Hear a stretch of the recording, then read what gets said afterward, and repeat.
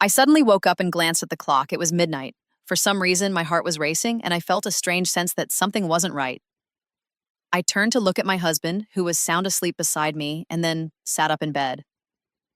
My first thought was of my daughter, whose health had taken a turn earlier that afternoon. Feeling concerned, I decided to check on her. When I entered her room, what I saw took my breath away. My son and daughter were both emerging from the bathroom together. The sight of them stepping out at the same time gave me a jolt of anxiety. They both froze when they saw me, glancing at each other nervously. I began scolding them, asking why they were awake at this late hour and what they were up to. I directed my questions at Ahmad, but it was Sarah who replied. She said there had been a cockroach in the bathroom, and she had woken Ahmad to help her get rid of it. Ahmad nodded, confirming her story. I let out a sigh of relief and said nothing more. Still, my mind kept drifting back to unsettling thoughts, and I struggled to shake them. They were siblings, my own children. How could I even let such ideas cross my mind? I forced myself to stop thinking that way. Instead, I turned my attention to Sarah's health. She assured me she was feeling much better. I tucked them both into bed and left the room. Ahmad was 16 and Sarah was a year younger. They shared the same room but had separate beds. This arrangement had always been in place because Sarah was afraid of sleeping alone. However, it occurred to me now that Sarah was getting older and continuing to share a room with her brother didn't seem appropriate. I decided that I would talk to my husband and have him arrange a separate room for Sarah. The next morning, I got up early and went to wake the children. To my surprise, they were already awake. Ahmad had his phone in hand playing some video and Sarah was watching it intently. As soon as I entered the room, Ahmad quickly put the phone away and Sarah stood up straight. I noticed her eyes were red and puffy, as though she hadn't slept at all. I asked Sarah about her health and she told me she'd been vomiting all night. Hearing this, I became even more concerned. I decided to take her to the doctor that day and told her to stay home from school. Ahmad immediately protested, saying she shouldn't skip because she had an important test. He even offered to take her to the hospital afterward. Ahmad's interruption irritated me, and I started to scold him. Just as I was about to say more, my husband walked in. He told the kids to go have breakfast, then sat me down and said, "I've told you before our children are growing up." When I started to speak, my husband interrupted me, looking visibly irritated. "Don't scold them so much and don't get angry. At this age, children rebel, but it seems you don't understand me when I tell you this." His tone was firm, and I could see the frustration on his face. His words stung, but I decided not to argue. I knew he would never agree with my perspective, so I chose to stay silent and left the room. After breakfast, I sent the kids off to school as usual. Over the past several days, I had been noticing that Sarah and Ahmed had started coming home later and later. Yesterday, when I asked Ahmed about it, he explained that they were both attending extra classes after school, but for some reason, I didn't fully believe him. To put my mind at ease, I decided to call the school principal today and get a clearer picture. When I spoke to the principal and asked about Sarah and Ahmed's performance, I was taken aback. The principal told me that neither of them seemed focused on their studies. "They're always lost in thought," she added. "Is everything okay at home?" Her words left me flustered. I quickly assured her that there were no problems at home. But after hanging up, I began regretting the call. I realized that something was definitely off, and these two were up to something. Casually, I asked the principal about the extra classes. Her response left me stunned. "Extra classes? Who told you there were extra classes? There's nothing like that happening here." I quickly changed the subject, pretending it was just a misunderstanding. But now I was certain that Sarah and Ahmed were hiding something. That evening, when they returned home, I was determined to get to the bottom of it. When Sarah and Ahmed walked in, they looked uneasy, almost guilty. I called out to Sarah, and she jolted as if snapping out of deep thought. When I asked them why they were so late again, they repeated the same excuse about extra classes. This time, I could have confronted them on the spot and exposed their lie. But instead, I decided to take my maid's advice, follow them and see for myself where they were going. My maid, who had been with us for years and knew all my secrets, had suggested this approach. Though I didn't like the idea of snooping, I felt I had no choice, so I made a plan to secretly follow them the next day. That evening, I noticed something strange. Sarah and Ahmed exchanged glances frequently, avoiding each other's eyes. Their body language seemed nervous, and it only heightened my suspicions. I decided to take a different approach. I asked Sarah if she would sleep in my room that night. Her reaction startled me. She looked at me as if I'd made an inappropriate suggestion. Quickly, she refused, saying, "No, I'll sleep in Ahmed's room as usual." Her tone was firm, and it was clear she had no intention of changing her mind. I didn't want to press the issue in front of Ahmed, so I resolved to speak to her in private. Later, when I found Sarah alone, I sat down beside her and prepared to have a serious conversation. Today, for the first time in what felt like ages, I sat down with Sarah to have a serious conversation. Only then did I realize just how far I'd grown apart from my children. It wasn't entirely my fault, of course. During the past 4 years, I had been working full-time, and as a result, I couldn't spend much time with them. Our longtime housemate had taken care of them in my place, which was why my children had grown distant from me. Just a few months ago, I became fully aware of this disconnect and decided to quit my job to focus on my family. But now I couldn't help but wonder, if I had made this decision earlier, would I be dealing with these difficulties today? As I sat across from Sarah, I noticed she was hesitant, unsure, and not speaking openly. Every time I asked her a question, she paused before answering, as if weighing her words carefully. My heart felt heavy and my eyes brimmed with tears. I felt like I was crying tears of blood inside, tears of regret and frustration. After talking with her a bit more and trying to reassure her, I finally said, "Sarah, you've grown up now. It's no longer appropriate for you to spend so much time with Ahmed or to sleep in the same room as him. It's better if you either start sleeping in my room or let me arrange a separate room for you." I was under the impression that my kind, gentle explanation would make her see my point and agree with me. But that was nothing more than a misconception on my part. As soon as she heard my words, her expression changed dramatically.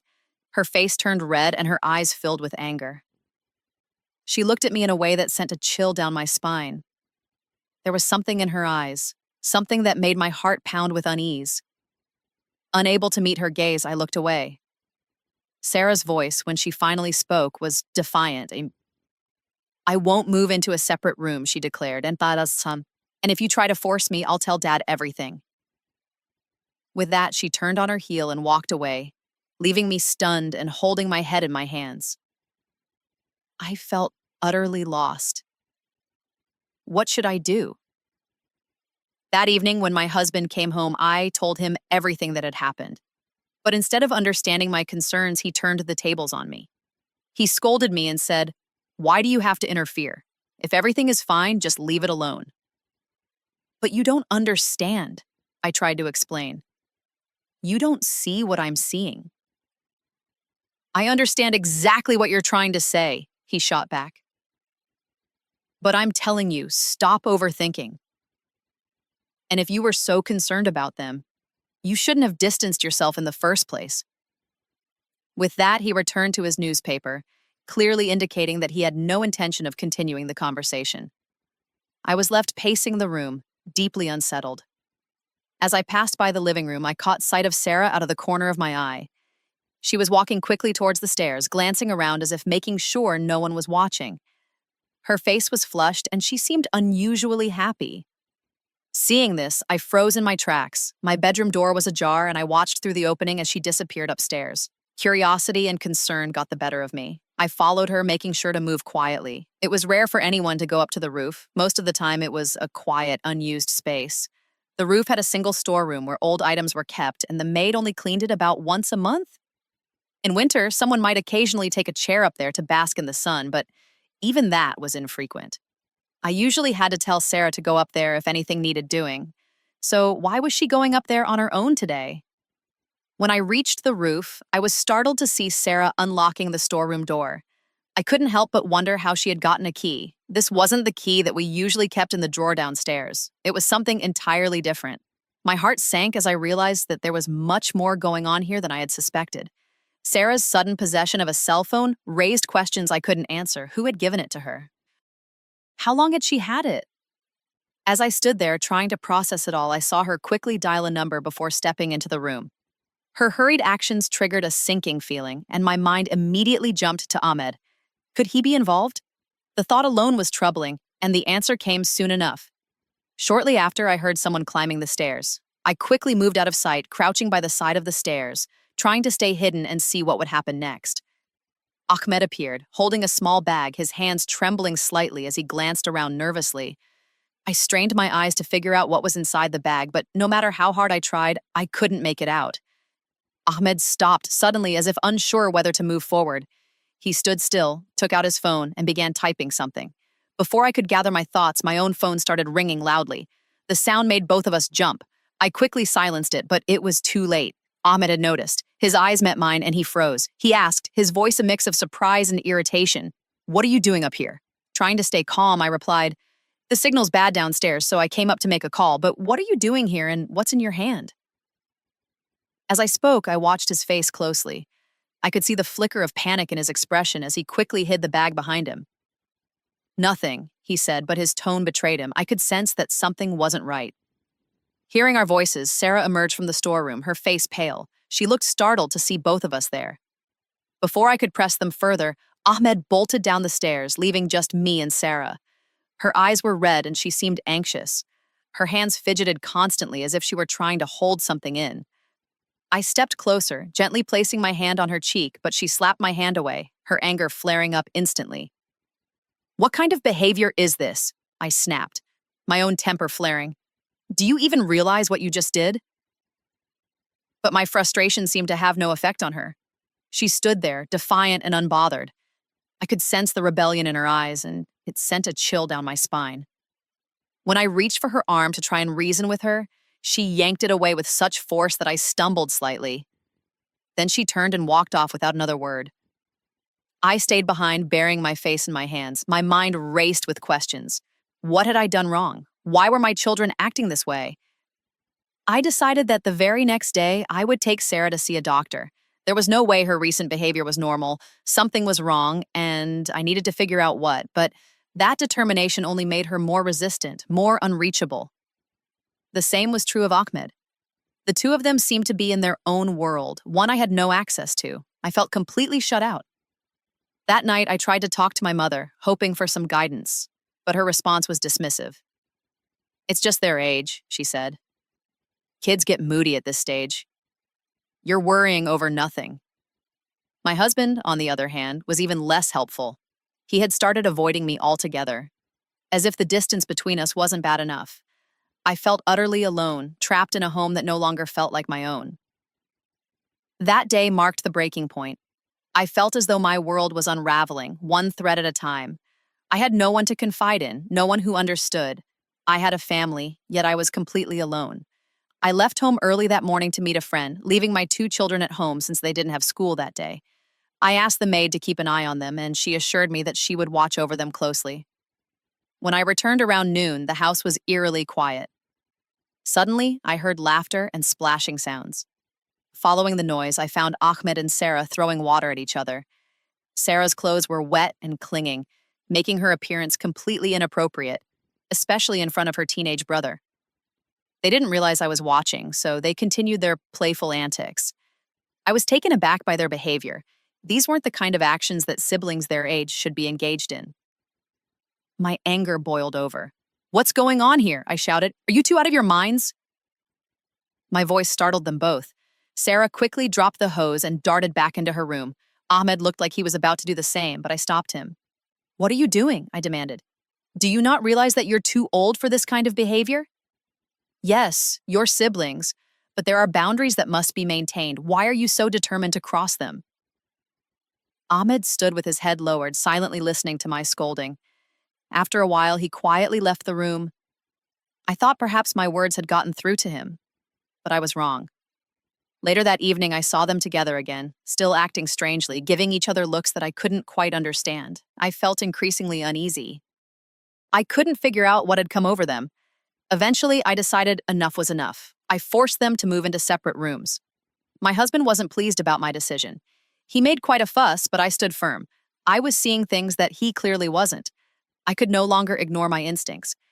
Even so, separating their sleeping arrangements didn't seem to make much of a difference. At night, they found ways to meet again. I took things further by making Sarah sleep in my room while asking my husband to stay in Ahmed's room. Each night before bed, I locked my bedroom door and kept the key with me. For the first few nights, Sarah didn't sleep much at all. She kept getting up and trying the door, only to return to bed, restless and agitated. My husband said he noticed the same behavior with Ahmed. While he chalked it up to the two of them being overly attached, I felt there was more to it, something deeper that I couldn't yet explain. At least at night, I could keep them apart, but during the day, I had to rely on the maid. I told her to be extra vigilant and not let them out of her sight. Feeling somewhat reassured, I resumed working at a new job. One day, I returned home earlier than usual and was shocked to find the front door wide open. Anger surged through me. How could the maid be so careless? When I entered the house, I heard the maid's voice. Despite not wanting to, I paused and listened. Her next words were so shocking, it felt as if the ground beneath me had vanished. "Yes, sir, I'm doing exactly as you instructed.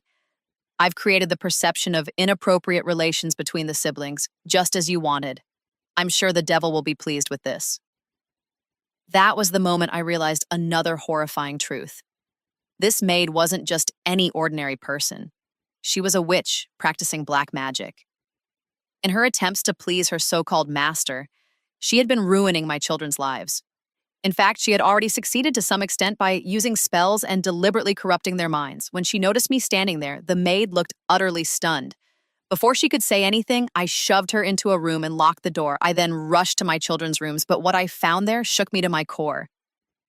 They were both in a terrible state, not fully conscious. Fighting the rising panic within me, I quickly took Sarah to my room to tend to her. She seemed intoxicated, barely aware of what was happening. After stabilizing her condition, I called the police and reported the maid. It turned out she was the very woman the authorities had been searching for, someone involved in heinous acts of black magic.